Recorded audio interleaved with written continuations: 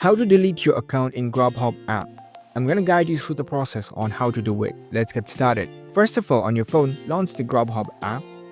After you are in the app, make sure that you are logged in with your account. Once you are logged in, you'll see this kind of app interface. Now, in order to delete your account, you need to go to your account settings. Here in this home screen, at the bottom right corner, you can see the accounts icon. Tap on it.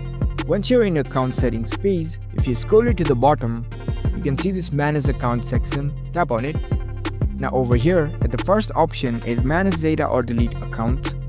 So in order to delete your account, you need to select this option. Here you will find different information from the Grubhub website. If you scroll it to the bottom, in order to delete your personal information, you need to submit a request first. So tap on the submit a request link. The server is busy right now, but the process to delete your account is the same.